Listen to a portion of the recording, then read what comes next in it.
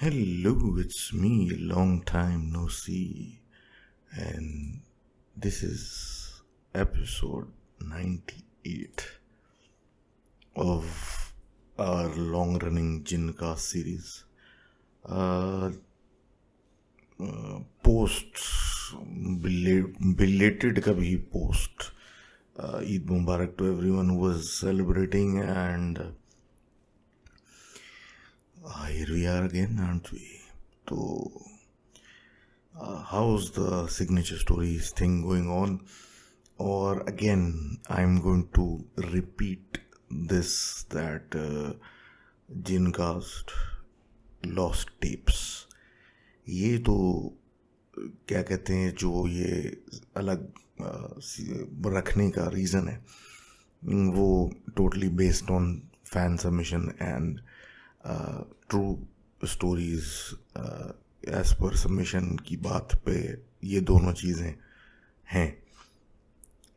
तीसरी series signature stories के basis is more on the atmosphere, और उसके लिए फिर मैं ये नहीं देखता कि ये सच है, ये झूठ है, ये फिक्शनल है, ये नॉन फिक्शनल है. It's more about the art and the experience. लेकिन दिस पॉडकास्ट और jincast as we like to call it जो है वो इसी चीज़ पे है कि लोग जो सबमिट करते हैं और उसके ऊपर उनका लिखा हुआ होना, मेंशन होना कि this is the real deal, के ऊपर हम ये सीरीज़ चला रहे हैं. और अभी से नहीं, काफ़ी टाइम हो गया अब तो चलाते हुए.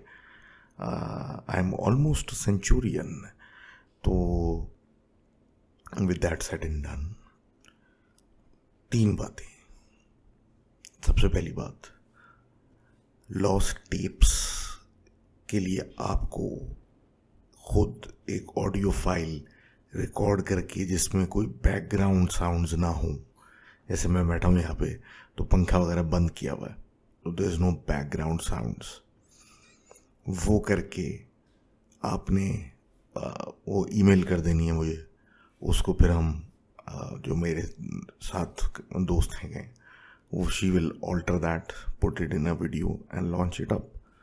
तो वो that would be for that, for anyone जो चाहता है कि उसकी ऑडियो टेप मैं अपलोड करूं. दूसरा, for this jincast series main thing क्या है, आपकी स्टोरी जो भी है उसको ईमेल कर दें मुझे. रिटन फॉर्मेट, जो मुझे सबसे ज़्यादा पसंद फॉर्मेट है वो रिटन है, because it gets me to visualise that story in here. तो उससे एक्चुअली मेरे लिए भी बहुत इंटरटेनिंग होता है. लेकिन a few things to before we begin, वो ये कि स्टोरी जो आप लिखते हैं, आपको जो आसान लैंग्वेज लगे आप उसमें लिख दें. मुझे उर्दू में या रोमन उर्दू में भेजना ज़रूरी नहीं है. If you right it in English, इतना पढ़ा लिखा तो मैं भी हूँ कि मैं अंग्रेज़ी पढ़ के उर्दू में सुना दूँ. तो दैट थिंग जो नीडेड टू से दैट. और अगेन आप स्टोरी लिखें तसल्ली से, ज़रूरी नहीं ये मिल में लिखें, आप वर्ड की फ़ाइल खोल लें, कोई वर्ड प्रोसेसिंग सॉफ्टवेयर कोई भी ले लें, उसमें लिखें और उसको फिर एज एन अटैचमेंट ईमेल कर दें. तो ऐसा कर लें. ईमेल्स करना बेहतर रहता है because you can schedule it, you can organise it. Instagram पे या फेसबुक के ऊपर, and by the way please like my page as well. और फिर उस पर भी सोचते हैं कुछ क्या करें उस पर. तो उसके ऊपर फिर क्या होता है कि लोगों के कमेंट्स आते हैं, आपका ईमेल या कमेंट वाला जो मैसेज होता है वो स्टोरी वाला वो नीचे चला जाता है और इवेंचुअली क्या होता है, इट्स लॉस्ट.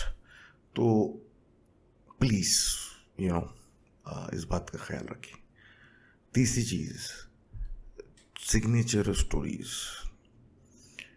उसकी सबमिशन के लिए if you are a writer और if you think you are a writer, आप एक स्टोरी बनाएं, लिखें प्रॉपर तरीके से, उसको गो थ्रू करें, विजुलाइज करें. If it ticks all the boxes तो हम उस पर ट्राई कर लेंगे, मुझे भेजते हैं, देख लेंगे.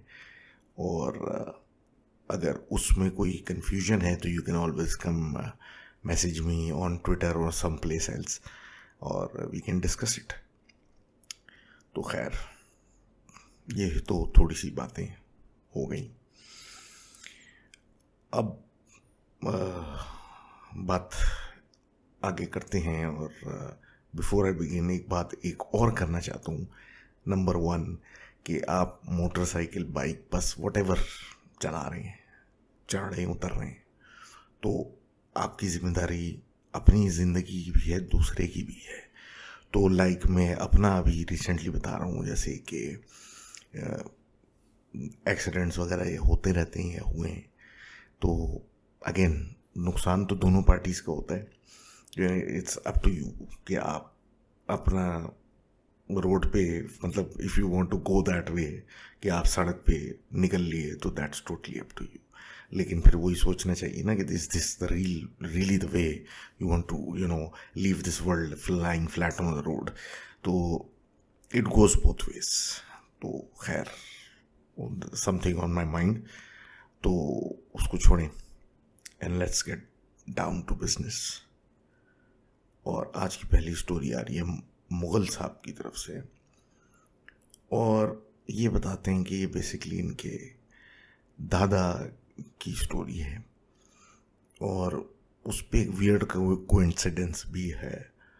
तो स्टोरी कुछ यूँ है, ये कहते हैं कि इनके वालिद बताते थे एंड सो ऑन कि बेसिकली ज़मींदार लोग हैं. तो इनके जो दादा थे वो मतलब ज़मीनों पे जाते थे. And we had this discussion on comments as well कि क्यों रात में जाना ज़रूरी होता है, पानी डालने वगैरह वगैरह. तो ये कहते हैं कि ये 2:30-3 बजे रात को सो के उठे, क्योंकि इनको इस दफ़ा जाना था ज़मीनों पे खुद. और ये इतने कोई बिग टाइम ज़मींदार नहीं थे, मतलब खुद काम करने वाले, और बस एक पीस ऑफ लैंड इनका अपना था. तो वहाँ ये बकौल इनके कि घोड़े पे, मतलब पुराने टाइम की बात हो रही है, गाँव के रहने वाले हैं, तो अपना इन्होंने घोड़ा निकाला और उस पे बैठ के ये चल पड़े. ज़्यादा दूर ज़मीन नहीं थी, लेकिन कहते हैं कि उस रात वैसे ही घर से निकलते ही अजीब सी कोई फीलिंग आना शुरू हो चुकी थी. अब ये कहते हैं जनाब कि ये अपनी ज़मीन पर पहुंच गए. हल्की हल्की सी ठंड भी लग रही थी, लेकिन ये इनके दादा जो थे वो इग्नोर कर रहे थे, ये सोच के कि रात का इतना पहर है तो हो सकता है ठंडी हवा चल रही हो ये, और इस तरह करके अपना काम मैं करूँ और घर जाऊँ. तो ये अपने काम से पहुँच गए. इन्होंने जाके घोड़ा एक जगह बांधा जहाँ बांधने की जगह थी, और वहाँ जाके अपना काम शुरू किया, पानी वानी दिया, सब कुछ किया. अब कहते हैं जी कुछ भी इसमें ऐसा ख़तरनाक या कुछ ऐसा नहीं हुआ जिसको देख के बंदा बोले कि कोई अजीब सी बात हुई. लेकिन फिर ये जब वापस जाके घोड़े की तरफ मुड़े अपना काम 1 घंटा 2 घंटा लगाने के बाद, तो देखते हैं कि इनका घोड़ा बंधा हुआ है और उसी जैसा बिल्कुल डिट्टो दूसरा भी घोड़ा बंधा हुआ है. 2 घोड़े बिल्कुल सिमिलर, जिनमें एक बाल का फ़र्क नहीं है, खड़े हुए हैं. अच्छा, ये देख के इनको बहुत हैरत हुई. इन्होंने सोचा कि शायद कोई और भी ज़मीन पे आया है, और ये 10 मिनट तक इधर उधर टहलते रहे, देखते रहे, आवाज़ देते रहे कि शायद जिसका है वो मतलब यहीं कहीं होगा. कोई जवाब नहीं आया. अब एक परेशानी शुरू हो गई, क्योंकि इनको पता था कि रात में इस टाइम पे कोई नहीं आता, और इनकी ज़मीन है, क्यों आएगा कोई. और ऐसा टाइम भी ऐसा है कि इस वक्त तो मतलब कोई नहीं होगा बाहर. तो एक परेशानी भी शुरू हुई कि आखिर ये माजरा क्या है. तो एक चीज़ दिमाग में क्लिक की कि घोड़े को जो खुराक दी थी खाने को, तो वो फेयरली रिसेंट थी, मतलब घर पे क्या कहते हैं, जब निकाल रहे थे तो थोड़ी सी उस वक्त भी उसको दे दी थी। तो फौरन जाके इन्होंने दोनों जो घोड़े खड़े थे उनके मुंह चेक किए, तो जिस के मुंह पे मतलब इस तरह की निशानात स्मेल या कुछ वो जो खुराक थी वो लगी हुई थी, उसको ये अपना समझ के कि ये मेरा है उस पर बैठ गए और चलते बने कि भाई ये दूसरा जिसका भी है वो जाने, उसका काम जाने। अब कहते हैं ज़्यादा आगे नहीं गए और पलट के जब देखा तो अब वहाँ कोई घोड़ा नहीं था और कोई औरत खड़ी हुई थी जो अजीब शक्ल की थी, और वो इनको देख के हंस रही थी और उसके पैर भी उल्टे थे। ये तो कहते हैं कि जी बचत हो गई और वो घर पहुंच गए खैर खैरियत से। लेकिन हमारे जो दोस्त मुगल साहब लिखते हैं वो यही कहते हैं कि ये बात तो ठीक है वो बच गए और ये एक हमारे एक ख़ानदानी लेजेंड है, लेकिन ये इनके साथ भी फेयरली रिसेंट हो चुका है इसी तरह का सिमिलर इवेंट अपनी ज़मीनों पे। तो thank you very much for sharing that story. और बात ये है कि may be it's a coincidence आपको ऐसा लगा, और अगेन अगर आपके दादा ने आपको खुद सुनाई है ये और वो कह रहे हैं तो यू नो कुछ भी हो सकता है रात में। और मतलब अगेन वही बात है, truth is stranger then fiction. तो आप अपनी कहानी बताएं कि आपके साथ क्या हुआ, तो इसमें शायद वहाँ से कोई कनेक्शन और कोई क्लैरिटी आएगी। तो thank you very much for sharing that story. और अब आगे बात करते हैं एहसन साहब की। एहसन साहब कहते हैं कि बेसिकली ये मतलब पिंडी के हैं और इनकी बेसिकली दोस्त के घर का ये वाक़या है, क्योंकि ये कहते हैं कि इनकी जो दोस्त की मॉम है या मदर हैं उनको फ्रॉम वेरी यंग एज उनको हमेशा से मतलब एक प्रेजेंस फील हो जाती है, और इनको नज़र भी आता है अगर कोई एक्स वाई जेड एंटिटी उनके साथ ही उस कमरे में हो। जो ये कहते हैं कि ये और इनके 4 दोस्त जो हैं वो बहुत करीब हैं और ये एक दूसरे के घर पे रुकना कोई आम मतलब नई बात नहीं है, और सारे पेरेंट्स ऐसे ही हैं कि मतलब इतने इंटरकनेक्टेड हो चुके हैं बच्चों की वैसे कि किसी को परवाह ही नहीं कि इसका बच्चा किसके घर पे सो रहा है। तो ये इनका सेटअप है। तो ये कहते हैं कि इसी तरीके से एक दिन ये अपने दोस्त के घर पे थे और ये मतलब इनकी आंख लग गई थी, ये पता नहीं सो गए थे या कुछ थे, बस ये और इनके दोस्त घर पे थे। उस वक्त दिन का टाइम था शायद।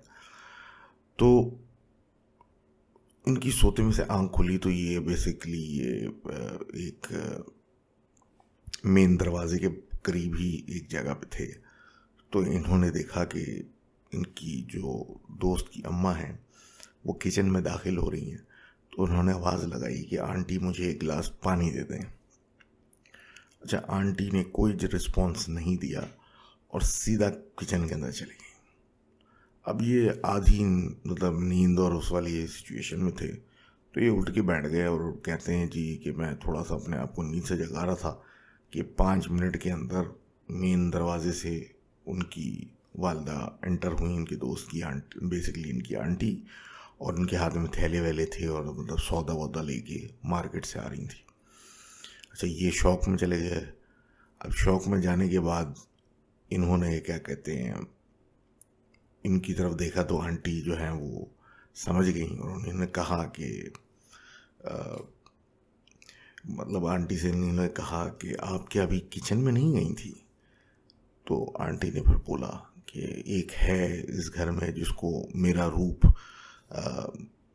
ढालना जो है वो बहुत पसंद है, तो तुमने शायद उसको देखा है। अब ये कहते हैं कि बेसिकली ये चारों क्लोज तो बहुत हैं, लेकिन 2 उनमें से इनके घर पे कभी नहीं रुकते रात में या मतलब स्लीप ओवर के लिए। तो आज उनको पता चल गया कि वो क्यों रुकते नहीं हैं। तो थैंक यू, क्या कहते हैं, very much for sharing your story. और आगे बात करते हैं सुबोध साहब की। ये कहते हैं जी महाराष्ट्र इंडिया से इनका ताल्लुक़ है, और ये उस वक्त की स्टोरी है जो इनके ऊपर गुजरी है जब ये 8 महीने के थे। और ये स्टोरी इनको बाद में सुनाई गई थी इनकी वालदा के थ्रू, व्हेन ही वाज 16।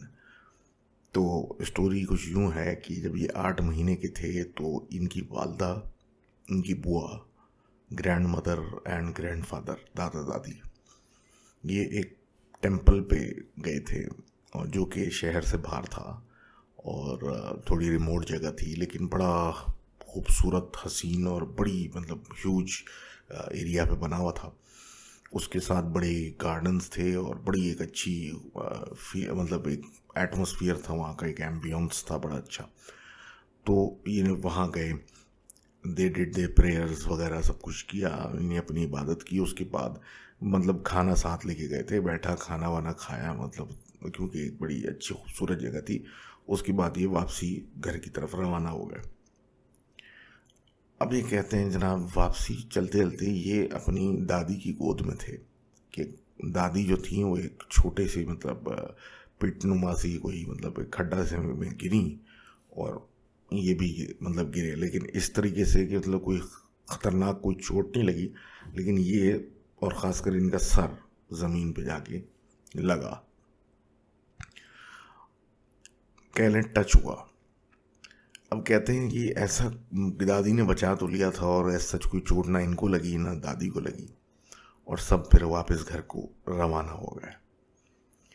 कहते हैं कि इनकी मदर ने उसी वक्त नोटिस किया कि अब इतने से बच्चे के अब बिहेवियर जो है एकदम से चेंज हो गया, और कुछ अजीब तरीके से बिहेव कर रहे हैं। और ये घर जब पहुंचे जब सूरज ढल चुका था।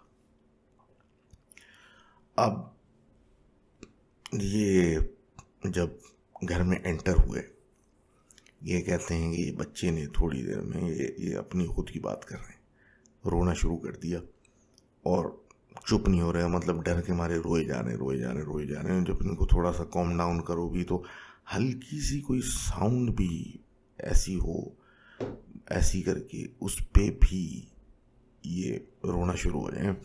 और इतना हैवली रात भर मतलब रोया है, कोई सो नहीं सका, और हर कोई परेशान, पूरी रात जाग के गुजरी।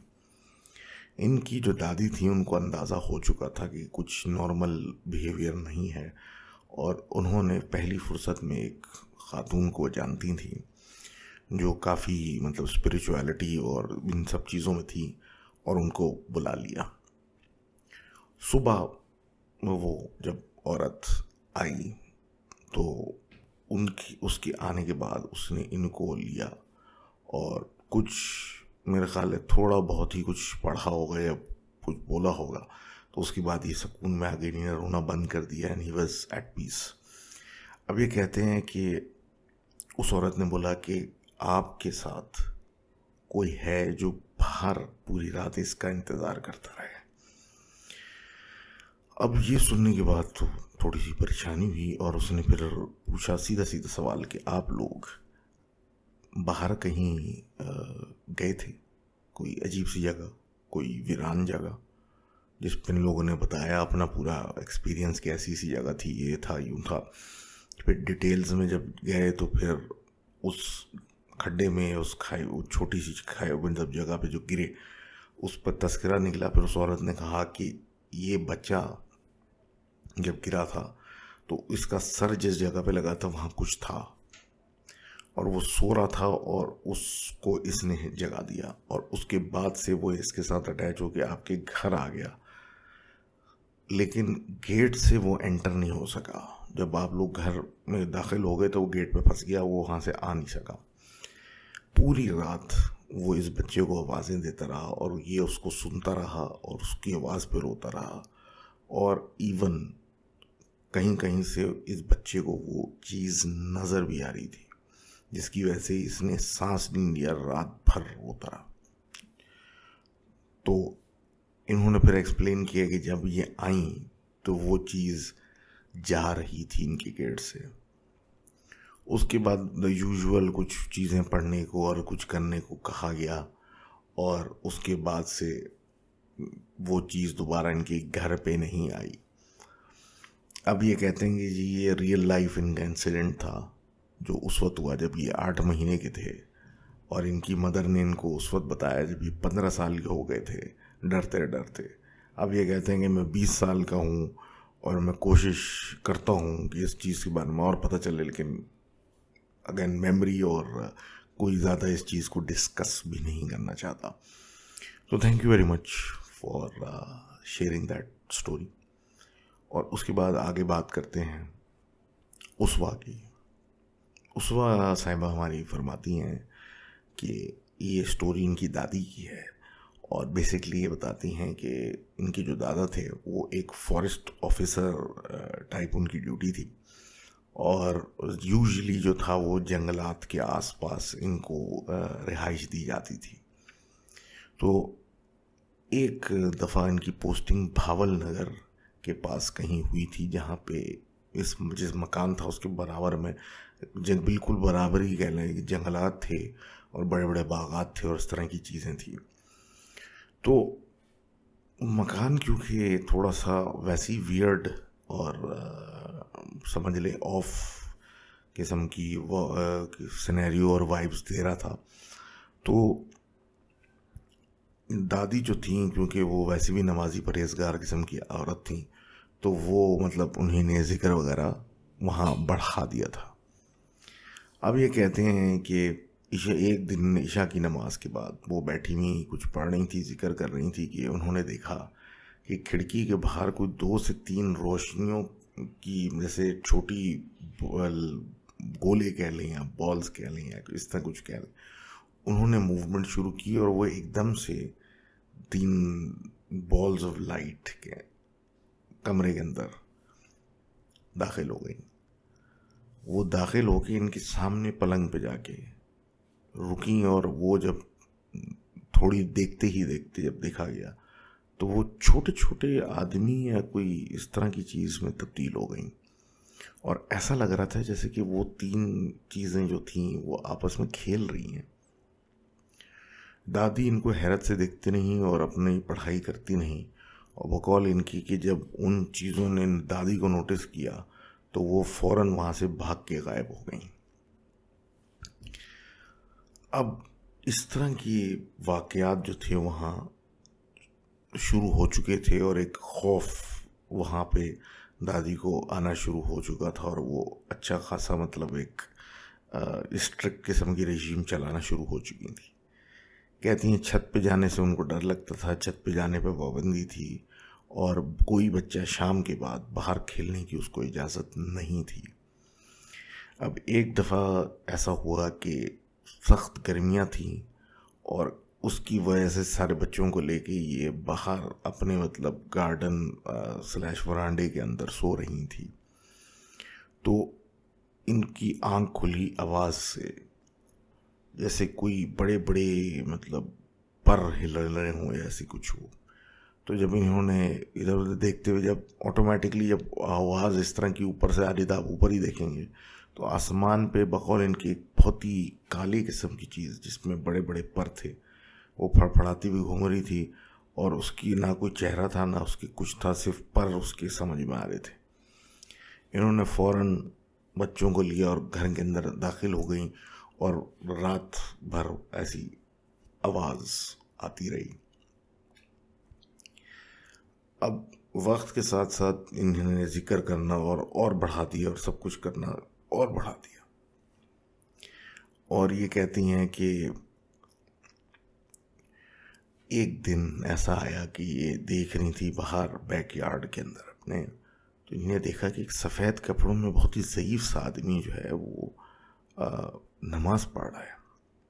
इन्होंने अपने मुलाजिम को बुलाया और पूछा कि ये शख्स कौन है जो नमाज पढ़ रहा है। तो उसने फिर मतलब बोला कि मुझे तो कुछ नज़र नहीं आ रहा या समझ में नहीं आ रहा आप क्या बात कर रही हैं। तो ये समझ गई कि ये कोई नेक बुज़ुर्ग हैं जो कि इधर इस कोने में नमाज पढ़ने आते हैं।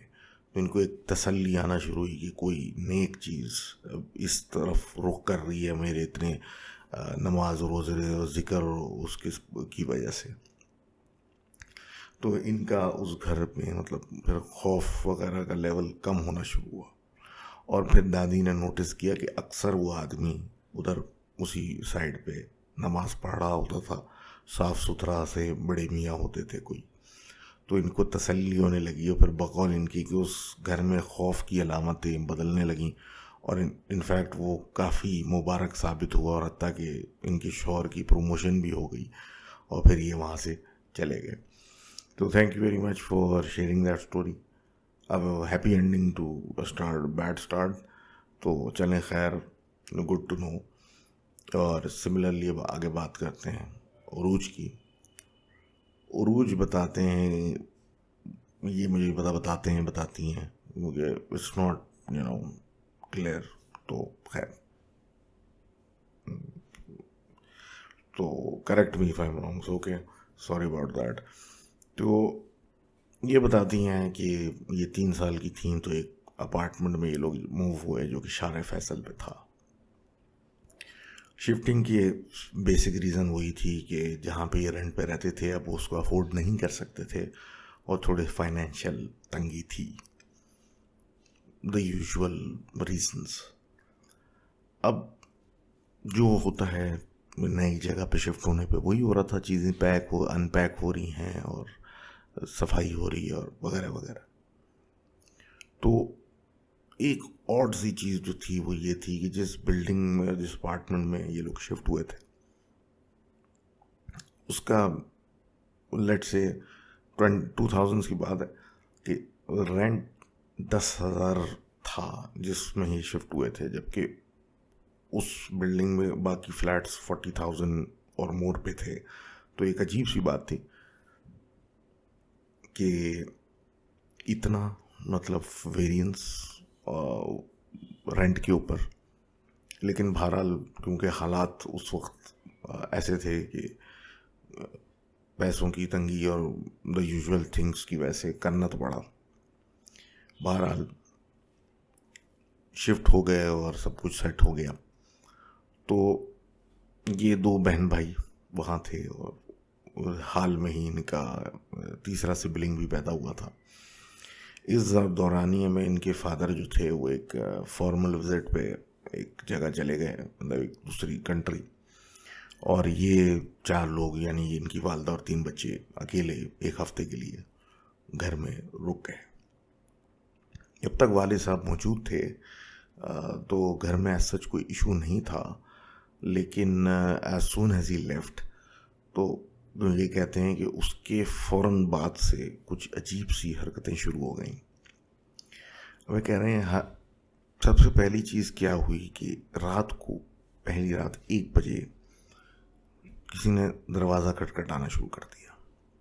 इनकी मामा ने जाके पूछा कौन है, किसी को कोई जवाब नहीं आया, लेकिन एक ठंडी लहर इनको महसूस हुई, जिसके बाद ये अपने कमरे वापस मतलब चली गई। तो फिर नॉकिंग हुई।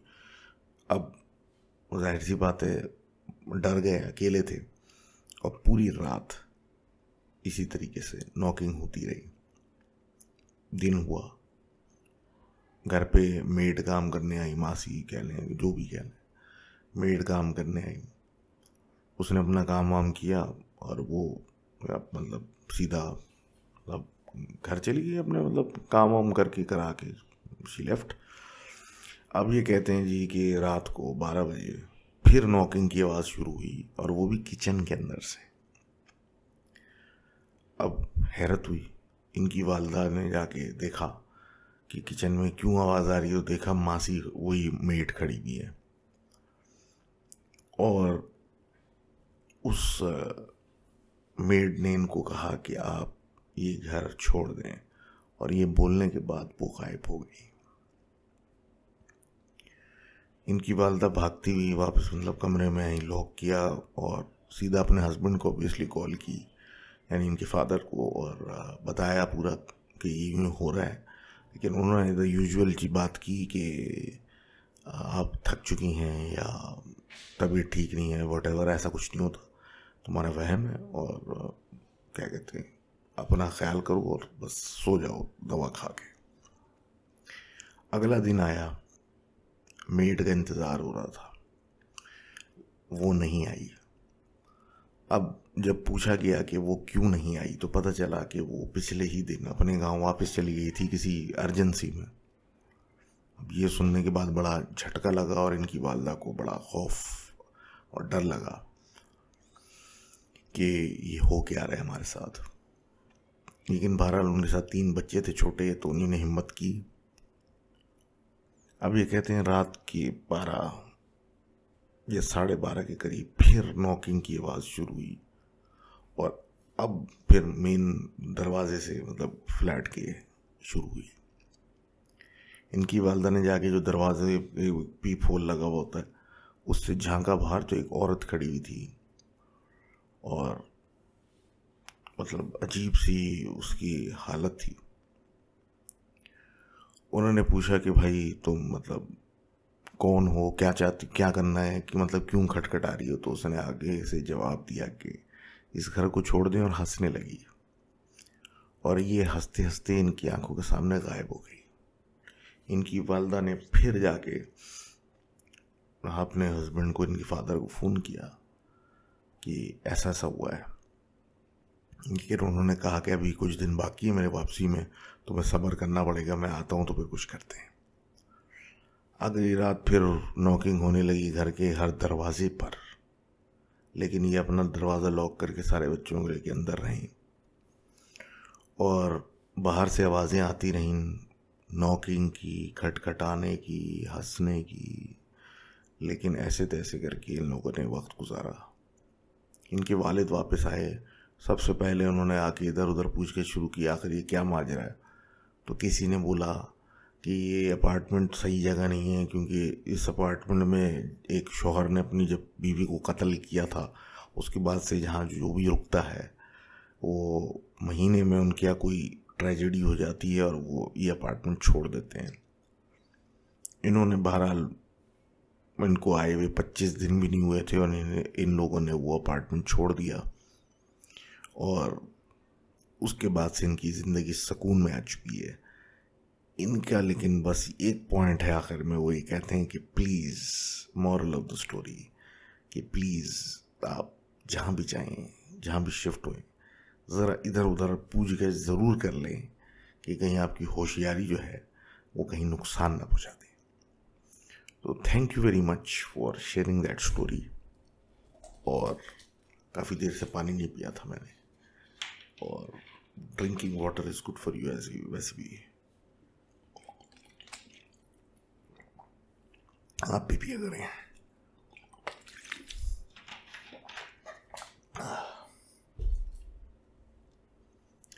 Back to it. अगली कहानी जो है बस्साम साहब हमें बताते हैं कि ये इनके साथ शुरू हुआ 2014 में। अब कहते ये हैं कि ये लोग डीची खान के रहने वाले थे, लेकिन इनके वालिद की रिटायरमेंट के बाद ये लोग पिंडी शिफ्ट हो गए। जिस घर में लोग शिफ्ट हुए थे उधर एंटर होते ही बकौल इनके अजीब सा मतलब लगा, और एक सर्दी सी लगी, लेकिन इग्नोर किया। और तकरीबन उधर शिफ्ट होने के 1 साल के बाद इनके वालिद भी बीमार पड़ गए। ये कहते हैं कि 14 अप्रैल की रात थी, और टाइम तो इनको एग्जैक्ट याद नहीं, लेकिन वो रात इनको स्पेसिफिकली याद है क्योंकि ये अपने बेड पे लेटे हुए थे और उनके हाथ में फ़ोन था और ये उस पर लगे हुए थे कि अचानक से इनको गर्म कमरे में एकदम से ठंड लगने लगी, जैसे कि एकदम से टेम्परेचर ड्रॉप हो गया। अब उसके साथ साथ इनको एक अजीब सी स्मेल भी आने लगी कमरे के अंदर। तो ये उठ के इन्हें इधर उधर देखना शुरू किया कि ये बाहर से कुछ आ रहा है या कुछ। तो इन्हें सीधा नोटिस किया कि इनके कमरे में और बाहर हॉल और दूसरे लोगों के कमरे में, जो कि ऑल बाकी लोग सो रहे थे, बहुत शदीद फ़र्क है टेम्परेचर के अंदर। वो ऐसा नहीं है कि इनको बुखार है, there is a difference in temperatures. तो ये मतलब वापस अपने कमरे में गए और इस चीज़ को फिर इग्नोर करके वापस अपने फ़ोन पे लग गए और बेड पे लेट गए।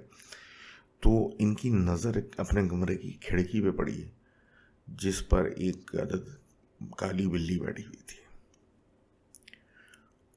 इन्होंने उसको देखा और ऐसा लगा कि वो इनको ही घूर रही है, लेकिन उसको सीधा सीधा इग्नोर कर दिया, ये सोच के कि एक तो इनके घर में वैसी बिल्लियों पे कोई पाबंदी नहीं है, आती जाती रहती हैं, और दूसरा कि उसको कुछ नज़र आ रहा होगा उसकी अपनी पसंद का या अपने काम का, तो वो उसको देख रही होगी, मुझे थोड़ी घूर रही होगी।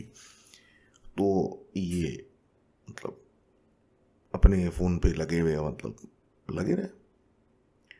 15 मिनट गुजर गए, फिर नोटिस किया तो वो उसी पोजीशन में बिल्ली बैठी हुई थी और इनको देख रही थी। इन्होंने इग्नोर किया। 1 घंटे के बाद जब फ़ोन पे से नज़र हटी तो वो बिल्ली वैसे ही आंखें फाड़ फाड़ के इनको घूर रही थी, एक ही जगह पे बैठ के जहाँ वो पिछले 1 घंटे से बैठी हुई है, हिली भी नहीं। अब इनको कुछ अजीब सा लगने लगा कि आखिर ये माजरा क्या है। इन्होंने आयतें और कुरान की तिलावत वगैरह शुरू की, और उसके बाद जब देखा तो वहाँ बिल्ली नहीं थी। इनको कुछ सुकून मतलब मिला कि और ये सोने के लिए लेट गए। तो रात के कोई 2 या 4 बजे के दरमियान किसी टाइम इनको आवाज़ सुनाई दी, जैसे कि कोई इनका नाम लेके इनको पुकार रहा है। ये उठे, कमरे से बाहर निकले, बाकी कमरों को देखा तो वहाँ कोई नहीं था। मतलब वो कोई नहीं से मुराद सब सो रहे थे, और बाहर कोई उठा हुआ नहीं था जो कि इनको आवाज़ दे रहा था। ना कोई बहन, ना भाई, ना कोई वालदा, ना कोई। ये परेशान हुए और वापस आके अपने रूम में लेट गए। लेकिन अब आवाज़ थोड़ी और आने लगी ज़ोर से। इनको डर लगने लगा और ये सीधा उठ के अपने भाई के कमरे में घुसे और उसके बराबर में जाके लेट गए। नींद इनको आ नहीं रही थी खौफ के मारे, और फिर इन्होंने भाई के कमरे की खिड़की पे उस बिल्ली को देखा, जो कि बज़ाहिर तो वही थी, लेकिन अब वो एक नॉर्मल बिल्ली की तरह नहीं लग रही थी, क्योंकि उसकी गर्दन जो थी वो आम बिल्ली से लंबी थी, यानी कि काफ़ी गर्दन खिंची हुई थी, और वैसी ही वो बैठी हुई इनको देख रही थी। अब ये डरे और इन्हें अपने भाई को उठाया कि मुझे डर लग रहा है और सब कुछ। तो भाई ने कहा क्या मसला है? तो इन्होंने कहा वो देखो बिल्ली जो है पहले मेरे कमरे में थी, अब यहाँ पे आके मुझे घूर रही है। तो भाई ने जब खिड़की की तरफ देखा तो उसने बोला यहाँ कुछ भी नहीं है, क्या बात कर रहे हो, और सो जाओ, शोर नहीं करो। जबकि इनको क्लियरली बिल्ली नज़र आ रही थी। इन्होंने दरूद शरीफ वगैरह पढ़ना शुरू किया और किसी तरीके से रात काट ली। सुबह हुई, स्कूल जाने का से पहले इन्होंने जाके खिड़कियां दोनों देखी जिस पे मट्टी अटी हुई थी, और ये सोच के कि बिल्ली के निशान होंगे, और उससे फिर मतलब मेरा वहम एक जो जहन में है वो निकलेगा। लेकिन मज़े की बात कि ऑल दो खिड़कियों पे मट्टी अटी हुई थी, लेकिन किसी बिल्ली के पाँव के निशान वहाँ मौजूद नहीं थे। ये नाश्ता करके फ़ौरन स्कूल निकले, वापस आए, और खाना वाना खाने के बाद जब मतलब ये सोच रहे थे इस बारे में, तो ये अपना हेडसेट वगैरह लेके छत पे चले गए और लड़के मोहल्ले का मैच वैच खेल रहे थे, और ये ऊपर से थोड़ा सा मैच देख रहे थे, छेड़खानी कर रहे थे, लेकिन बज़ाहिर बहरहाल गाने वाने सुनने ही ऊपर गए हुए थे। हेडफोन इनके लगे हुए थे और तेज़ आवाज़ में गाने सुन रहे थे और मैच वगैरह देख रहे थे। अब ये कहते हैं कि छत पे एक स्टोर है जो कि उसमें कोई ख़ास रोशनी वोशनी भी नहीं जाती, और कोई ऐसा सच उसका कोई ख़ास आने जाना भी नहीं है उधर किसी को कोई ज़्यादा। अब ये कहते हैं जी कि उस स्टोर में से मुझे आवाज़ आने लगी जैसे कि मुझे कोई बुला रहा है मेरे नाम से। अब हैरत की बात ये थी कि इन्होंने हेडफोन पहने हुए और उसमें भी तेज़ आवाज़ पे गाने, उसके बावजूद इनको आवाज़ आ रही थी, जो इनको बड़ी अजीब सी बात लगी। लेकिन बहरहाल ये स्टोर की तरफ चले गए। अब जब स्टोर की तरफ गए तो पहली नज़र तो उनकी पड़ी कि स्टोर के अंदर वही बिल्ली जो रात में इनको दिखी थी बैठी हुई थी, और उसको देखते ही देखते इनको एहसास हुआ कि उसके साथ भी कोई है। और इन्होंने देखा कि वहाँ उसके साथ एक लड़की खड़ी हुई थी जो कि इनसे कद में लंबी थी।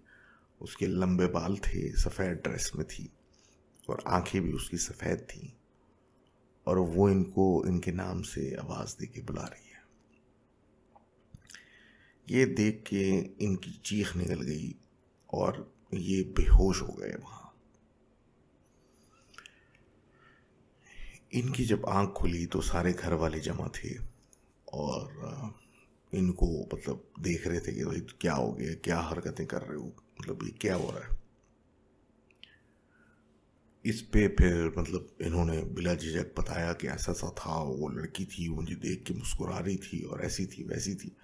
तो सब ने इनका खूब मजाक उड़ाया कि मतलब क्या बात कर रहे हो, और मतलब पागल बने की बातें नहीं करो, और इस तरह की बातें हुई। दिन कटा, रात का खाना इन्होंने खाया और ये अपने भाई के कमरे में सोने चले गए उसके साथ। अब रात के 2 या 3 बजे, मतलब 2 से 4 के दरमियान इनको फिर वो बिल्ली नज़र आई और वो इनको ही देख रही थी। लेकिन इस बार उस बिल्ली ऐसा लग रहा था कि वो मतलब मुंह तो नहीं चला रही थी, लेकिन वो इनको बुला रही थी और इनको कह रही थी कि मेरे साथ खेलो आके।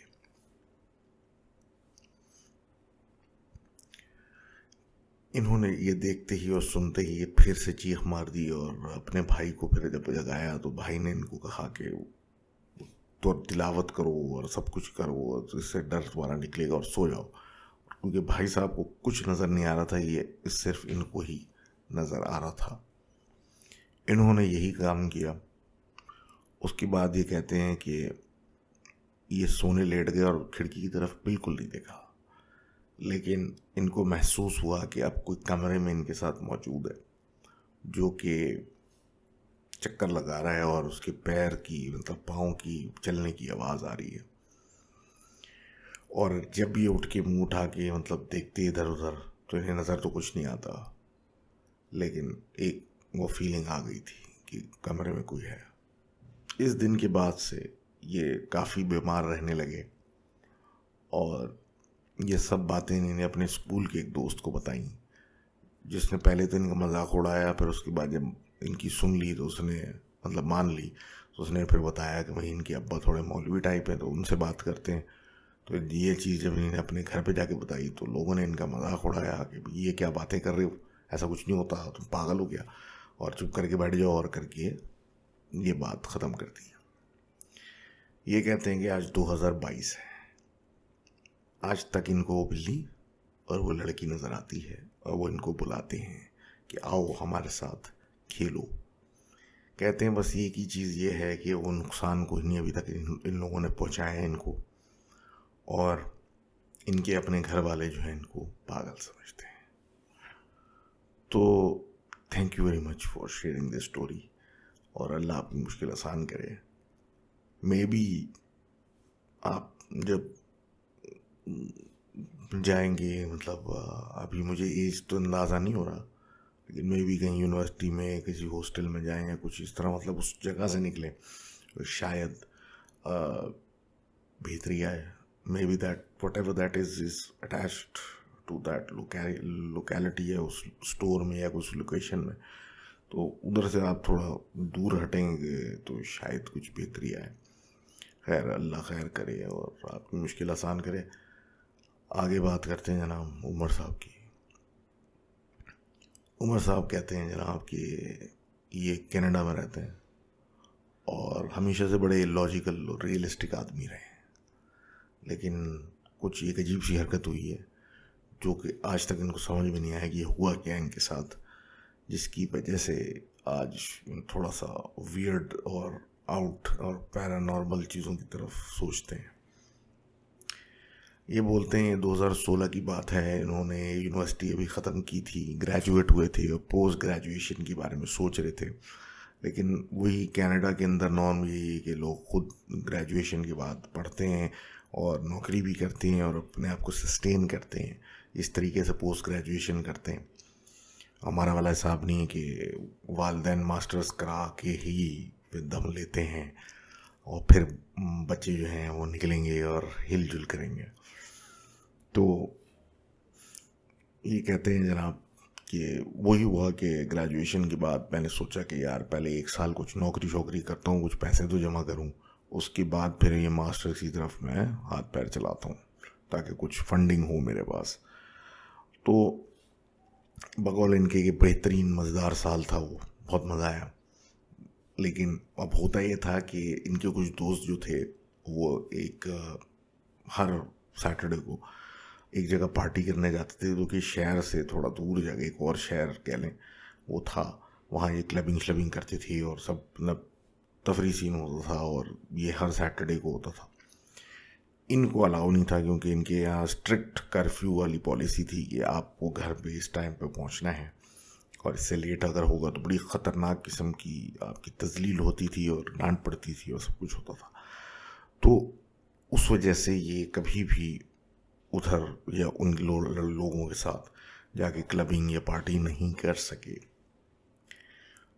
अब वक्त गुजरता गया, अब वही बात है कि कभी स्नैपचैट्स पे उनको देख रहे हैं और सब कुछ देख रहे हैं कि एक टाइम ऐसा आया कि बर्दाश्त से बाहर हो गया, और ये मतलब उस पे आ गए कि मुझे भी इस चीज़ का कोई सलूशन चाहिए। मैं क्या हूँ, ज़िंदगी भर मैं क्या कभी पार्टी नहीं करूँगा, ये नहीं करूँगा, वो नहीं करूँगा, जो होते हैं ख्याल।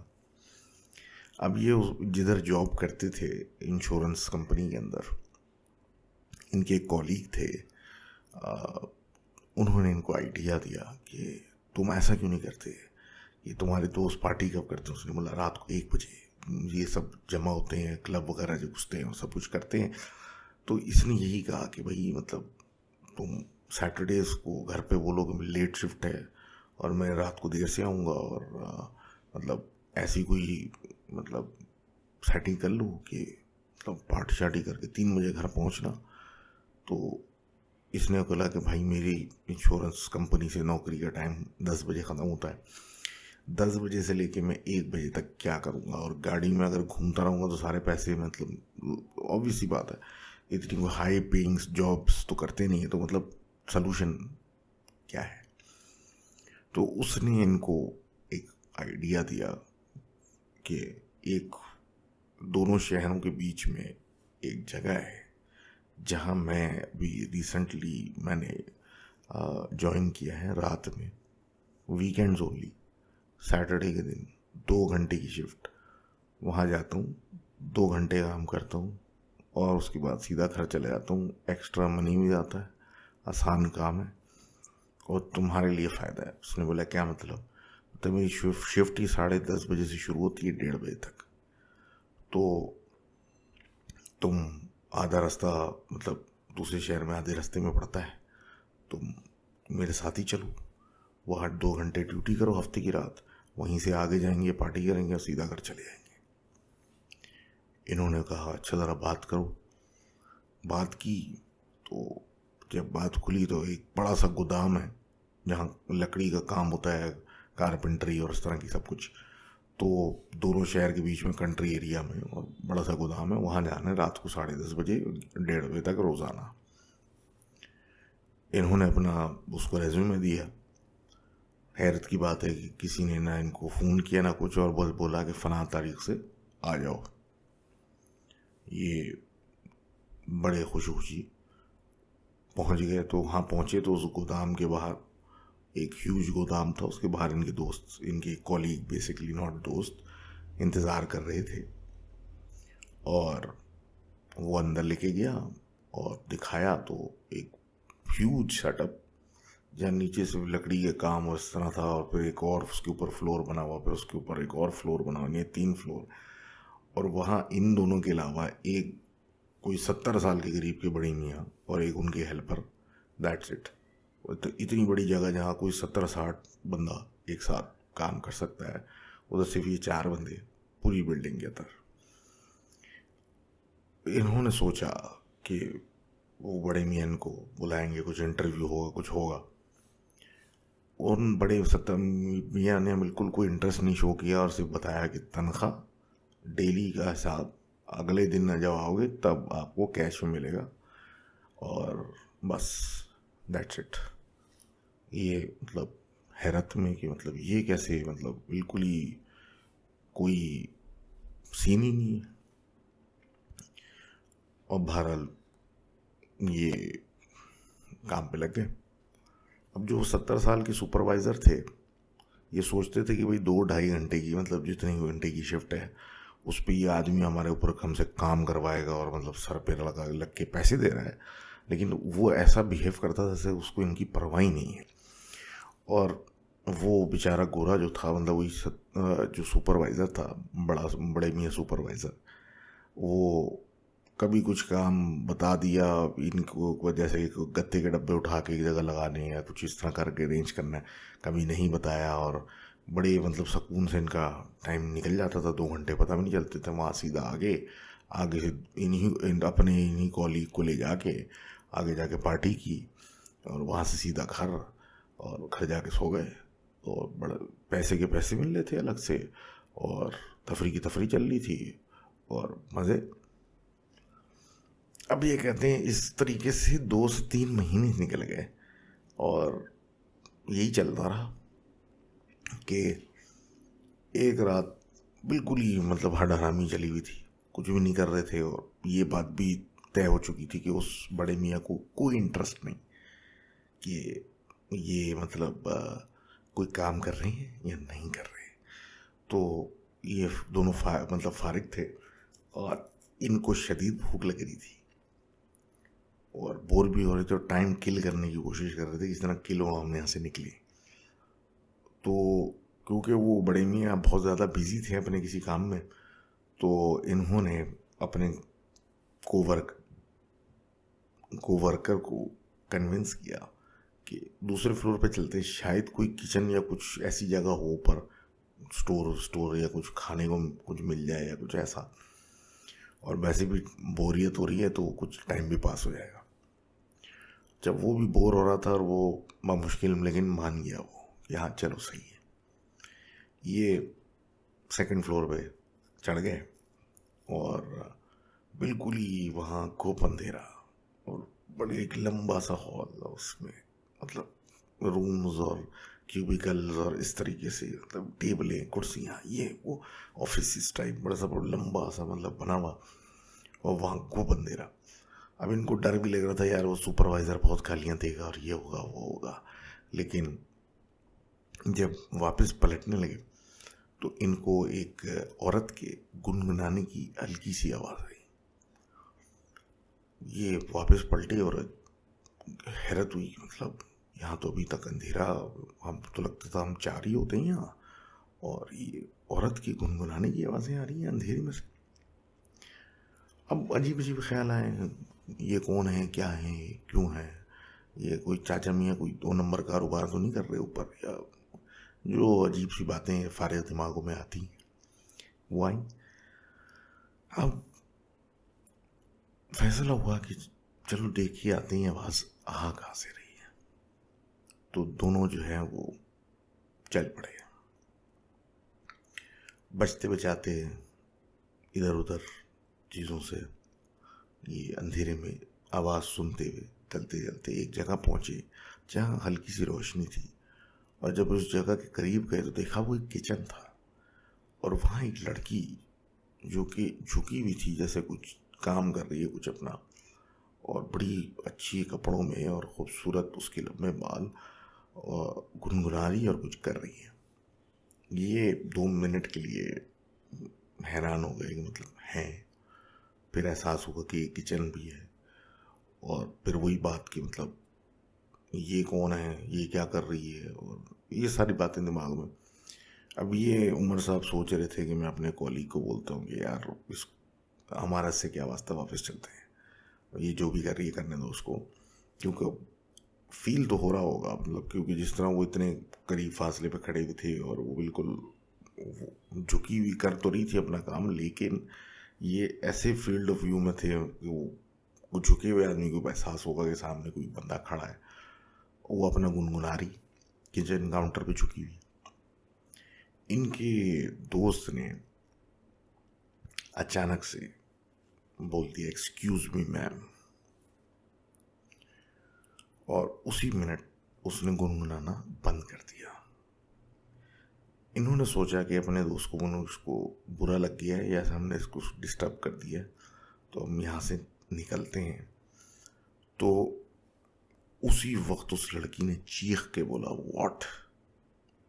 और जब उसने मतलब क्योंकि उसकी थोड़ी सी पीठ थी इनकी तरफ, तो उसने गर्दन जब घुमाई तो इतनी घुमा ली कि ह्यूमनली इतनी पॉसिबल नहीं है, मतलब बाकायदा 180 डिग्री घुमा ली पूरी। और घुमा के जब इनकी तरफ उसने सर, मतलब उनको पहले झुका हुआ था, जब पूरा घूम के इनकी तरफ देखा तो एक तो उसका एक नॉर्मल मुंह से बड़ा मुंह था, सफेद उसका चेहरा था, उसकी आंखें सफेद ये तो थी, लेकिन ये बीच में जो ब्लैक प्यूपिल जो है, ये ब्लैक पार्ट जो है वो बिल्ली की तरह की लकीर में था। ये देखने के बाद इनकी तो हालत ख़राब हो गई कि क्या हम सच में ये देख रहे हैं, ये ख्वाब है, ये क्या है। और हम जब एहसास हुआ कि वाकई ये हमें देख रही है, आंखें फाड़ की तो हम भागे वहाँ से टेबल कुर्सियों से टकराते हुए। तो ये जब पीछे से भागे तो उसने भी चीखना शुरू कर दिया, वाई वाई वाई करके। ये किसी तरीके से सीढ़ियों में पहुंचे, सीढ़ियों से लड़खड़ाते हुए नीचे टांगे जख्मी करते हुए अपनी ग्राउंड पे पहुंचे। ग्राउंड पे जब शोर शराबे की वजह से सुपरवाइज़र ने इनकी तरफ देखा और ऐसी शक्ल बना दी, क्योंकि वो समझ तो गया था कि सेकंड फ्लोर से आ रहे हैं, जैसे कि बहुत अफसोस, मतलब गर्दन बंदा हिलाने लगता है, बहुत अफसोस, मतलब ये क्या किया। लेकिन इनकी जो हालत थी और वो देखने के बाद इनकी कंडीशन ऐसी थी कि ये वो 1 मिनट वहाँ रुक नहीं सकते थे, ये वहाँ से भागे। और कहते हैं बस इतना हमने नोटिस किया कि उस सुपरवाइज़र ने कुछ जर्मन ज़बान में कुछ बोलना शुरू कर दिया। बहरहाल ये वहाँ से गाड़ी में बैठे और भाग गए। यानी जी 2 हफ्ते गुजर गए और फिर इन्होंने अपने दोस्त को बोला कि भाई हमको चाहिए कि हम अपनी आखिरी सैलरी तो ले लें, लेकिन वो तो शायद नहीं माना। और ये वहाँ दिन में पहुँचे जब वो लोग होंगे वहाँ और अपने मतलब पैसे की बात करें। तो जब रिसेप्शन में पहुँच के इन्हीं ने बात की तो उसने इनको बड़े अजीब से तरीके से घूरा और कहा यू डोंट वर्क हियर। इन्होंने अपनी पूरी सिचुएशन बताई, 2 से 3 महीने से मैं काम कर रहा हूँ इस तरह की शिफ्ट में।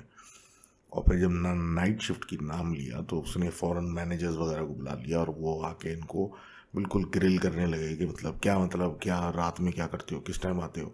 फिर एक ने कहना शुरू कर दिया कि हमारे यहाँ रात में, हफ्ते की रात खासकर, चीज़ें हमारी आगे पीछे होने लगी हैं, गायब हो रही हैं इतने अरसे से। इसका मतलब तुम ये करते हो और तुम तो यहाँ के एम्प्लॉय भी नहीं हो, तो बस अब तो पुलिस को बुलाएं। मतलब तुम यहाँ पे क्या सोच के आए थे कि पैसे, मतलब ये क्यों, ये तो लेने के देने पड़ गए और ये इसी में सोच में पड़ गया कि ये मैं किस मुसीबत में फंस गया। अब जनाब ये मतलब इसी सोच में पड़े हुए थे कि एकदम से, और ये बातें होनी थी कि पुलिस को बुलाओ, ये करो, हमारे मतलब हमारा जो एक कुछ महीनों से प्रॉब्लम चल रही है वो हमें समझ में आ गई क्यों हो रही है। तो उस रिसेप्शनिस्ट ने बोला सबर करें, इस आदमी की तो पूरी आईडी और क्रेडेंशियल्स हमारे पास रजिस्ट्री में लिखी हुई है, तो ये क्या सिलसिला है। जिस पे मामला थोड़ा ठंडा हुआ, फिर उन लोगों ने, ऑफिस वालों ने इनसे थोड़ा कहा कि आप फिर प्लीज़ ज़रा 1 आध दिन के बाद आइए और उसके बाद हम ये डिस्कस करते हैं और कोई स्टेटमेंट आपका भी एक फ़ाइनल लेते हैं कि आखिर रात में आप क्यों आ रहे हैं, क्योंकि ये दफ्तर तो 7 बजे बंद हो जाता है। लेकिन ये कहते हैं कि उस दिन के बाद यहाँ पलट के कभी गए ही नहीं। तो आगे क्या हुआ इस बारे में कोई बात नहीं हुई। तो thank you very much for sharing this story. और again truth is weirder than fiction. आगे बढ़ते हैं और बात करते हैं एक हमारे दोस्त की, जो कि एक अजीब सी कहानी है, लेकिन बहरहाल सुनानी तो है। कहते हैं 2018 में इनकी शादी हुई। इकलौती बेटी थे और बाकी बहनों की लव मैरिजेस हुई थी, तो इसरार पे मना नहीं हो सका और इनकी मदर ने रिलक्टेंटली इनकी शादी तय कर दी जिस लड़की से करना चाहते थे।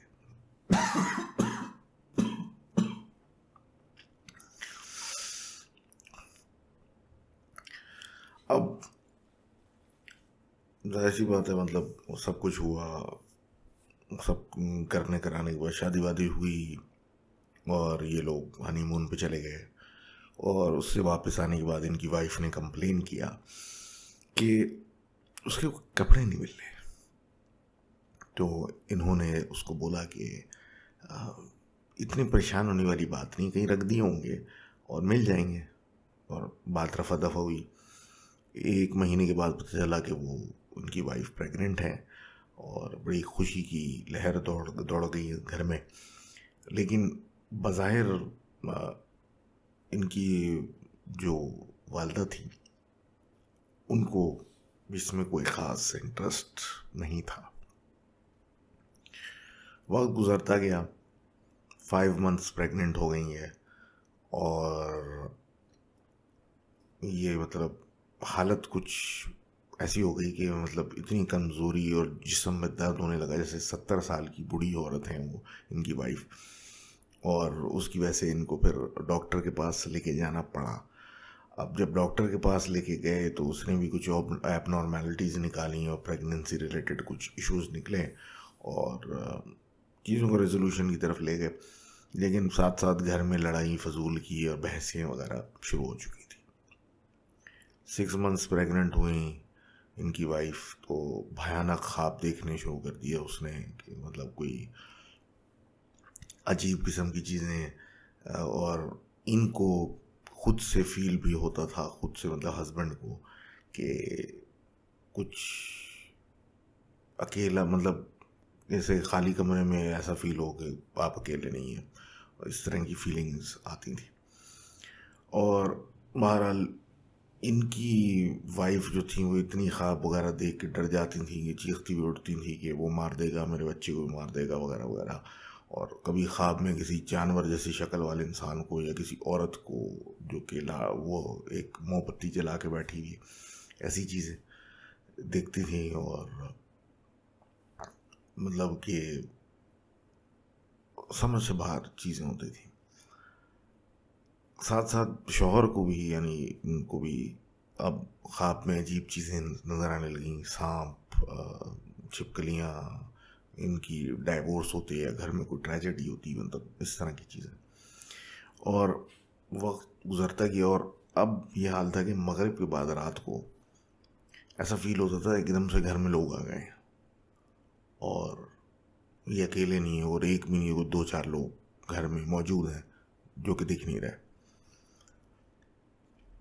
अब वक्त गुजरता गया, 7 मंथ्स प्रेगनेंसी हो गई और अब तो बाकायदा खुद मतलब ये तो ख्वाब में देख रहे थे, अब तो नज़र आने लग गई चीज़ें, कोई घर में साए हिलते हुए और अजीब चीज़ें, कोई गेट पे खड़ा है, कोई मतलब इस तरह की चीज़ें। और ख्वाब और मज़ीद गंदे और पत्थर हो गए कि मतलब ये हाल हो गया था कि वाइफ ने रात में सोना छोड़ दिया था, दिन में सो रही थी ताकि वो ख्वाब जो आ रहे थे रात में सोते वो ना आए। इस तरह की ख़तरनाक सिचुएशन थी। अब डिलीवरी का टाइम आ गया, डेट आ गई, सब कुछ हो गया, सारा ख़ानदान खुश है, सब खुश हैं, बाप खुश है, वाइफ खुश है, माँ खुश है। लेकिन जो लड़की की वालदा हैं, यानी इनकी सास, इनकी अम्मा, वो मुंह लटका के ऐसे बैठी हुई जैसे पता नहीं क्या हो गया। हैरत की बात, लेकिन बहरहाल इग्नोर किया। बच्चा पैदा हुआ, बेटा पैदा हुआ और सबको बुलाया कि बच्चे को दिखाने के लिए। सब ने देखा, और जैसे ही बच्चे की दादी ने उसके सर पे हाथ रखा तो उसकी शक्ल नीली पड़ गई, और नर्स को लेके भागना पड़ा बच्चे को। और फिर कुछ कॉम्प्लिकेशंस की बात हुई, और फिर बोला कि किसी बड़ी ब्रांच में, यानी मेन हॉस्पिटल में इसको शिफ्ट करें यहाँ से, क्योंकि यहाँ पे हम मतलब इतनी क्रिटिकल सी चीज़ को कर नहीं सकते ट्रीट। तो वहाँ से फिर बच्चे को लेके भागा गया, और मेन हॉस्पिटल हो गया, मेन उसमें शिफ्ट किया गया। तो वहाँ जाके पता चला कि बच्चे की एक लंग में कोई टेयर है या कोई सुराख है, कुछ अजीब सी चीज़ हो गई है। अब ये सुनने के बाद फिर ट्रीटमेंट की बातें शुरू हुई। तो फिर कुछ अरसे के बाद बच्चे का पता चला कि दूसरा लंग भी काम सही नहीं कर रहा है, और उसमें भी कोई प्रॉब्लम है। और कुछ घंटों के अंदर ही वो नया पैदा हुआ वो बच्चा इस दुनिया से रुखसत हो गया। तबाही फैल गई। एक बकौल ऐसे ही जो लिख रहे हैं, वो रात भी ऐसी थी कि जब तक बच्चे को ज़मीन में दफना नहीं दिया गया, तो बारिश भी रुकने का नाम नहीं ले रही थी, जो कि उसकी मौत से शुरू हुई, और जब तक उसको ज़मीन में नहीं डाला गया वो रुकी नहीं। कुछ अजीब सी रात थी वो। मुश्किल तो जाहिर सी बात है, आसान तो वक्त तो नहीं हो सकती थी, लेकिन मुश्किल वक्त था जो गुजरता गया, और वक्त बहुत मतलब चलता गया। अब वाइफ जो थी इनकी, वो इस चीज़ को मानने को तैयार नहीं थी कि मेरा बच्चा जो था वो मतलब पहले से उसमें कोई प्रॉब्लम था। प्रेगनेंसी के थ्रू आउट चेकअप्स वगैरह सब कुछ कराते रहे, बाकायदा कमेटी बिठवा दी गई कि मतलब ये मेडिकल इनकॉम्पिटेंसी, ये किसकी वजह से बच्चा मरा है, मतलब ये बिल्कुल नॉर्मल था इसकी। हम लोग सारी रिपोर्ट देख रहे थे, सब कुछ कर रहे थे, लंग इशू कहाँ से आ गया, और काफ़ी शोर शराबा और काफ़ी कमेटीज़ और पता नहीं क्या क्या बिठाया गया। अच्छा, शोहर क्योंकि कुछ दिखला नहीं उनमें कमेटीज़ में, तो शोहर ये समझने लगे कि गम से निढाल हो के वो इस तरह लैश आउट कर रही है। बच्चा ज़ाहिर सी बात है मर गया, लेकिन बहरहाल सेटिस्फैक्शन किसी को घर में ना हो। इत्तेफाक ये हुआ एक दिन के एक साहब थे, उनके भाई जो हैं वो थोड़े अल्लाह वाला और इस तरह के मतलब दीन की तरफ बहुत ज़्यादा रिसर्च रखने वाले और इंटेंस किस्म के आदमी थे। तो वो इनको मिल गए, और उन्होंने छूटते इनको कहा कि समथिंग डजंट फील राइट, और ऐसा लगता है कि कुछ आप पे अलग से कुछ किया हुआ है। तो ये सुनने के बाद तो इनको थोड़ा सा मतलब हेजिटेशन हुई, क्योंकि इनकी वाइफ भी कुछ अरसे से ऐसी बातें कर रही थी ये सही नहीं है, कुछ और वजह होगी हमारा बच्चा दुनिया से जाने की। लेकिन जब इनके मुंह से सुना तो इन्होंने फिर उस चीज़ को थोड़ा सा तस्लीम करने की कोशिश की, और वो जो बंदा बोलना चाह रहा था वो सुनने की कोशिश की। उस आदमी ने इन सबको रूटीन से मतलब हटाया, और नमाज रोज़े की तरफ लेके आया, कुरान और सुन्नत की तरफ लेके आया, और नमाज़ें पढ़वाना शुरू कर दी, और डिफरेंट आयतें वगैरह और सूराओं की तिलावतों में लगाया। कहते हैं ये हैं कि जैसे ही इन कामों की तरफ आए, क्योंकि पहले इतने इस कामों में नहीं थे, तो डेली बेसिस पे कभी गेट, कभी खिड़की, कभी कहीं भी कोई नॉकिंग शुरू हो जाए, और घर में ख़ासकर जब मियाँ बीवी में से एक अकेला हो, दोनों ना हो, मतलब एक हो, तो कोई अजीब हरकतें हों, मतलब लॉकिंग टाइप की, उस तरह की टाइप की। और कहते हैं कि एक दिन ऐसा हुआ कि शौहर जो थे वो घर पे थे, तो गेट पे बाहर कुछ फेंकने या कुछ लेने गए थे। तो इन्होंने जब दरवाज़ा खोला तो बिल्कुल एक फ्रेश बकरे का सर, जो लिटरली ऐसा लग रहा था अभी काट के सामने डाल दिया, वो था। और उसमें से ऐसे खून बह रहा था जैसे लिटरली अभी बस काट के रख दिया वहाँ। ये अंदर भाग के गए मोबाइल मतलब उठाने के लिए कि तो उन साहब को भी कॉल करूँगी ये क्या है, और फिर उसकी तस्वीर लेके आगे मतलब बिल्डिंग वाले और इस तरह के लोगों को मतलब सोसाइटी वालों को बताने के लिए कि ये क्या ड्रामा है। तो वापस आए, तो ना कोई नाम निशान, ना कोई खून, ना एक कतरा गंध, कुछ भी नहीं, वो वहाँ कुछ भी नहीं था। अब वही बात फिर शुरू हुई कि आखिर हमारे पीछे कौन पड़ गया है। और वो बताने से बंदा कतरा भी रहा था, लेकिन बेहद इसरार पे पता चला कि इनकी अपनी अम्मा और बहनों ने कुछ किया था इनके ऊपर कि इनकी शादी जहाँ ये लव मैरिज करना चाहते हैं वो ना हो, और फिर बाद में उसको कन्वर्ट कर दिया था कि आपस में बस तलाक करके उस ख़ानदान से रफा दफा करें, और ये उसी का साइड इफ़ेक्ट है। तो बस उसके बाद इनका दिल टूट गया, और इस चीज़ को हज़म करने के लिए उनको काफ़ी वक्त लगा। घर में काफ़ी लड़ाइयाँ होती रहीं। फिर कहते थे कभी चीज़ें अजीब सी मिलती, जले हुए कागज़ लाउंज में मिल रहे हैं, एक दफ़ा मट्टी मिली कुछ सफ़ेद, और जब उसके बारे में मालूम कराया गया तो वो राख निकली। जब वो राख निकालने पे पता किया गया तो पता लगा वो कहीं शमशान घाट की किसी आदमी की राख, जले हुए आदमी की राख थी। बहरहाल लड़ाइयाँ बढ़ती गईं कि एक वक्त आया कि इनको इनकी ही मतलब इनकी वालदा ने घर से ही निकाल दिया।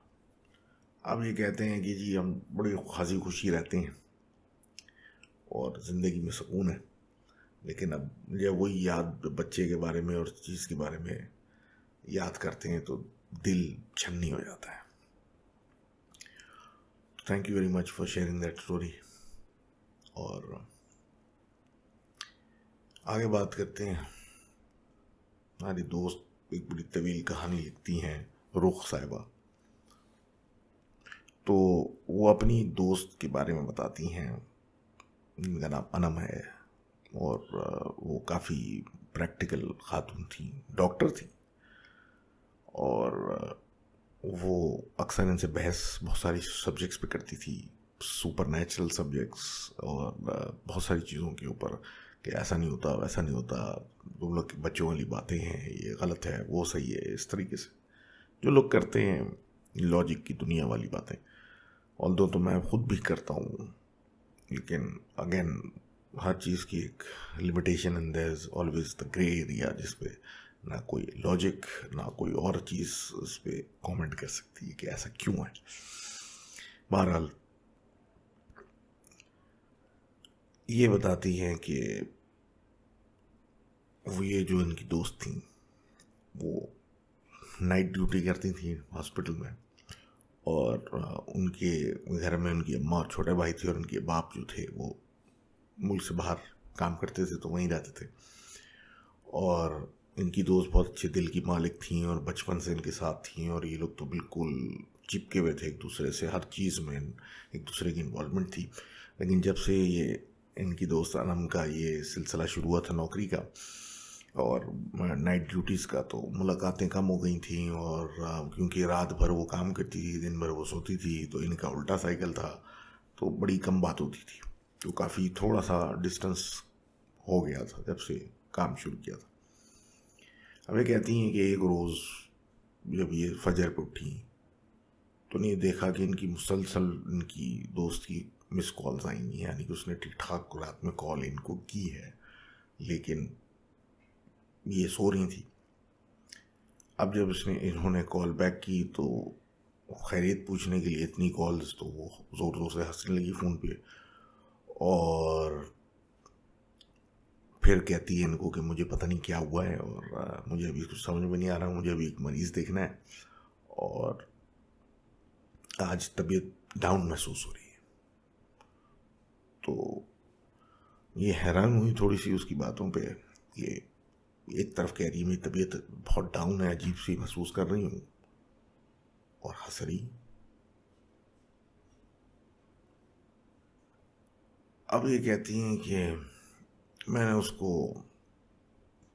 बोला कि भाई ड्यूटी बस ऑफ करो और घर जाओ, सो अपने आप को क्यों मतलब मुश्किल में डाल ली हो, और उसने भी ये बोल किया मतलब बात बंद कर दी कि हाँ ठीक है ये वो करके फ़ोन बंद कर दिया।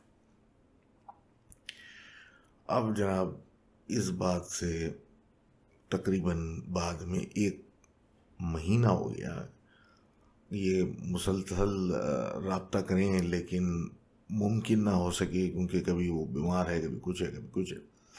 और इनकी अम्मा से जब इन्होंने बात की तो उसने बोला कि भाई उसकी अनम की आजकल हालात बहुत ख़राब हैं, और अनम की हालात बिल्कुल ठीक नहीं है, तबीयत ठीक नहीं है। अब ये सुनना था, ये फ़ौरन अपने दोस्त के पीछे भागी और उसके मिलने उसके घर चली गई। और उसके कमरे में दाखिल होती ही अजीब सी उनको खामोशी सी फील हुई, और उससे हाल चाल पूछने की कोशिश की, तो उसने बस ये बोला कि ठीक हूँ, बस दुआ करो कि मैं ज़िंदा बच जाऊँ। अब ये कुछ अजीब सी बात लगी और इन्होंने फिर पूछा कि भाई आखिर बात क्या है और क्या चल रहा है, मुझे कोई कुछ पता हो। और इस बात पे इनकी दोस्त अनम ने अपनी बाईं तरफ जो खिड़की थी इनकी, उस तरफ देखा और एक लंबी आह भरती हुई और आंखें बंद करती हुई बोली कि मुझे कभी मतलब बुखार हो रहा है, कभी मतलब समझ में नहीं आ रहा, मतलब कि अजीब सी तबीयत हो रही है, कभी बुखार जिस्म गर्म हो जाता है, कभी ठंडा हो जाता है, अजीब सिलसिला चल रहा है। और ये इनको तसल्लियाँ इस बात पे देनी थी कि ये मतलब वही मतलब कि बीमार आदमी है, रेस्ट करो, ये वो करके तसल्ली दे के वहाँ से उठी घर जाने के लिए और बाहर निकल के आंटी से बात करनी थी कि एकदम से उसने ज़ोर से रोना शुरू कर दिया अपने कमरे में।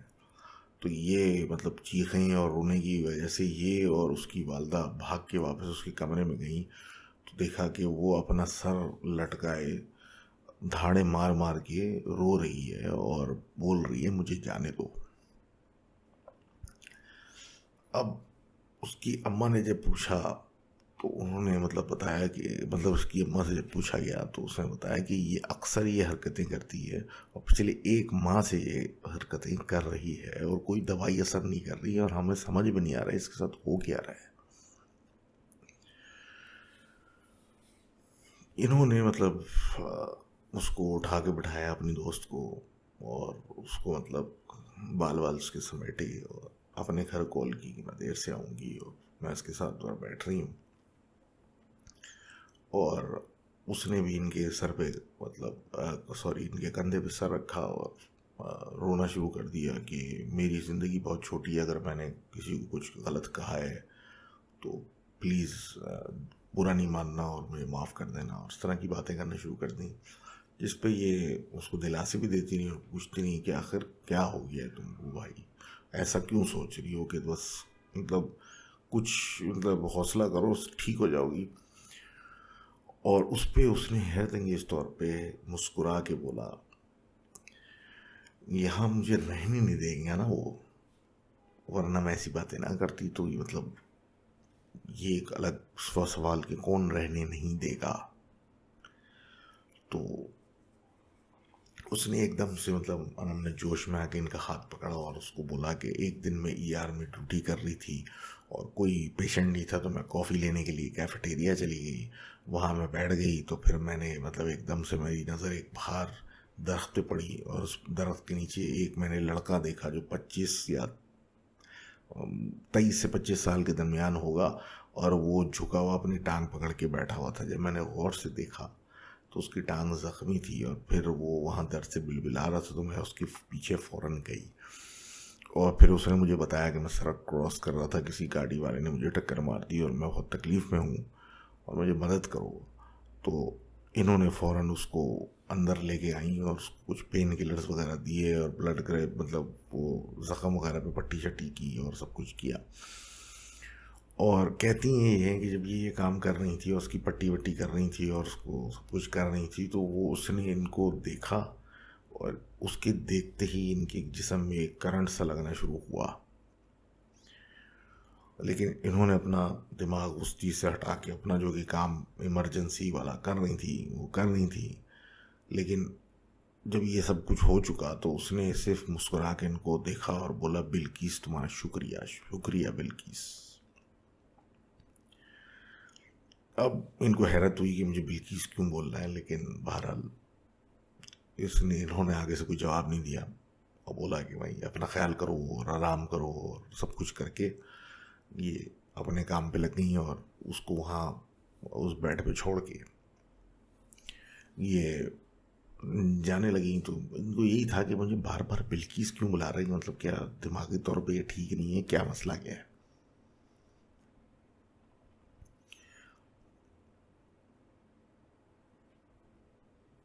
अब ये कहते हैं कि एक अजीब सी बात ही थी, अगला दिन आया, ये ड्यूटी पे वापस रात में आई, उस बंदे की तरफ वो बंदा नजर आया इनको एक बेड पे, तो उस तरफ उसके पास गई तो देखा कि उसको जो जख्म जो कल था वो बिल्कुल ही ख़त्म हो चुका है, हील हो चुका है, उसमें कोई ज़ख्म बाकी नहीं है, इस फिट बिल्कुल ज़बरदस्त।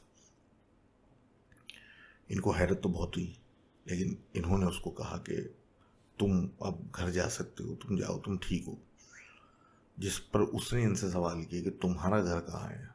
इन्होंने सवाल को अजीब, क्योंकि अजीब ही सवाल है कि आप यहाँ पे अस्पताल में पड़े हुए हैं और आप डॉक्टर से क्यों पूछ रहे हो कि तुम्हारा घर कहाँ है। तो इन्होंने कोई जवाब नहीं दिया। तो उसने खुद बोला कि मेरा घर वहीं है जहाँ तुम रहती हो। अब ये सुनना था कि फिर इनको एक अजीब सी बेचैनी शुरू हुई जिस्म में, एक अजीब सी, और इन्होंने कोई जवाब इस बात का नहीं दिया और उसको बोला कि भाई अपनी दवाइयाँ खा लेना और अगर दर्द होता है XYZ चीज़ खा लेना वगैरह और ध्यान देना। और ये अपनी तरफ पलटने लगी कि एकदम से उसने अपनी जेब में हाथ डाल के एक काली पोटली निकाली और इनको को बोला कि ये आपका मुआवजा है।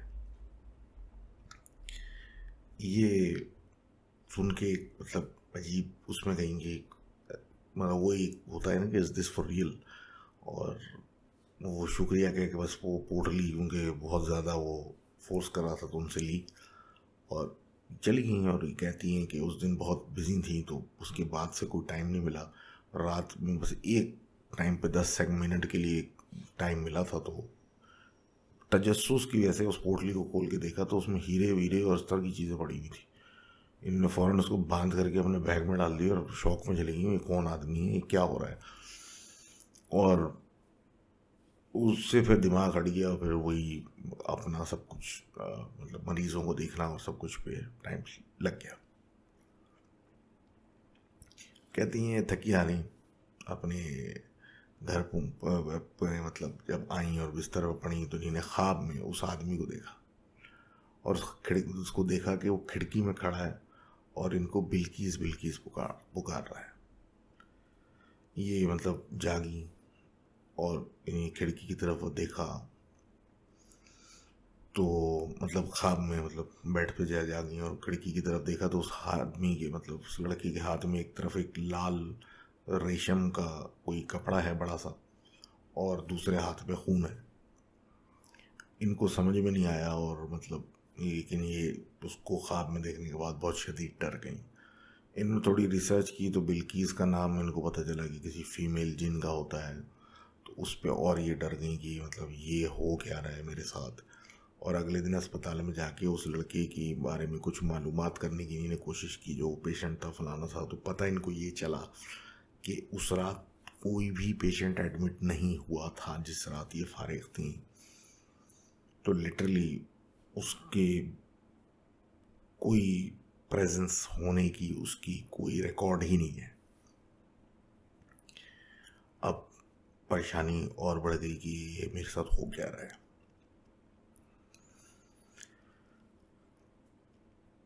अब ये कहती हैं कि उनके अंदर एक खुद एक बेचैनी और एक लड़ाई शुरू हो गई कि आखिर मैं पागल हो रही हूँ, ये सही है, ये गलत है, ये हो क्या रहा है मेरे साथ।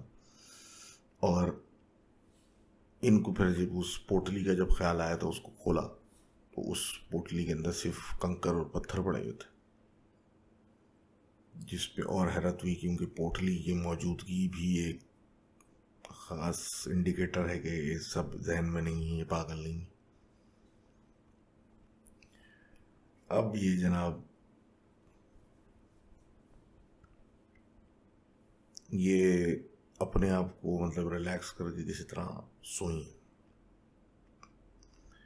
तो फिर ख्वाब में वही लड़का, एक हाथ में लाल रेशम का कपड़ा और एक हाथ में खून। तो ये फिर डर गई और अब ये ख्वाब जो है इनको मुसलसल आ रहे हैं।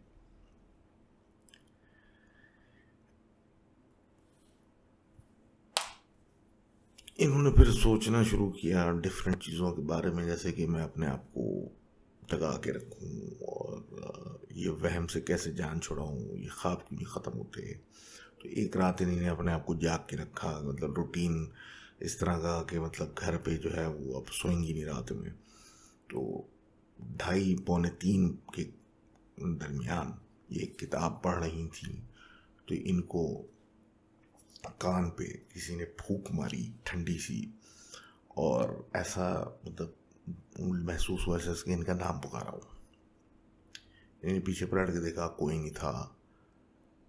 लेकिन उसके बाद फिर ये जब अपने काम में बिजी हुई तो फिर किसी ने दूसरी बार वही किया। अब ये डर के मारे अपने ऊपर चादर वगैरह लपेट के लेट गई और पूरी तरह कांप रही थी डर में कि इनको एक मर्द की सांस लेने की आवाज़ें कमरे में से आने की लगी, और बिल्कुल आंख खामोशी के अंदर कोई सांसें ले रहा है जोर जोर से। इन्होंने आंखें खोली और अंदर से मतलब उसके अंदर से देखा तो ऐसा दिखा कि खिड़की के बाहर से, मतलब खिड़की अंदर एक साया आ रहा है जो कि यूं करके ऊपर की तरफ फैलता जा रहा है। अब वो साया फैलते फैलते इनके बेड के करीब आ गया, यानी इनके पैथियाने हैं पैरों की तरफ, on the foot of the bed. इनकी हालत बहुत मतलब डर के मारे अजीब सी हो गई थी। ये फ्रीज हो चुकी थी, ना बोल पा रही थी, ना चीख पा रही थी, ना हिल पा रही थी। फिर इनको एक आवाज आई जिसने कहा, बिल्किस मुझे ढूंढो मत, मैं तुम्हारे पास हूं और तुम्हें ले जाऊंगा। मैं तुम्हें वहां लेके जाऊंगा जहां तुम्हें मुझे ढूंढना नहीं पड़ेगा। ये सुनना था, इन्होंने कुछ करके चिल्ला दिया जोर से। उसके बाद इनके ऊपर जो होल्ड था वो ख़त्म हुआ और इनकी वालदा भागती भी आई और लिटरली सेकंड्स में बेहोश हो गई। इनकी वालदा कहती हैं कि बेहोश होने से पहले ये यही कहती थी कि वो मुझे कहीं ले जाने के लिए आ रहा है, वो मुझे कहीं दूर ले जाएगा। अब ये सारी सिचुएशन बता के और इन्होंने अपनी दोस्त को जब पूरी अपडेट कर दी अपने हाल, और फिर यही बताया कि मैं किसी को बताती नहीं थी क्योंकि मैं खुद इतनी सी स्केप्टिक थी। अब मैं जिसको बताऊंगी वो मजाक उड़ाएगा, कोई मेरी बात को मानने को तैयार नहीं है। और अब तो ये हाल है कि अगर मैं हॉस्पिटल जाती हूँ तो मुझे मुर्दा पेशेंट भी लेटे हुए जिंदा नज़र आते हैं, तो अब मैं वहाँ भी नहीं जाती। इतना बुरा हाल है मेरे ऊपर।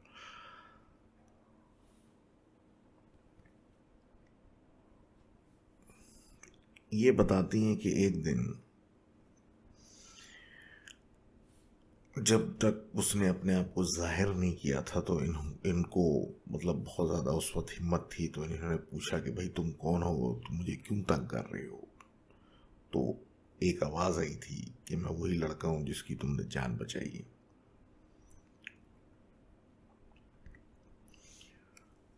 और इससे उनको मतलब अंदाज़ा था कि मतलब ये वही आदमी से रिलेटेड घर पे ही हो रहा है सब कुछ।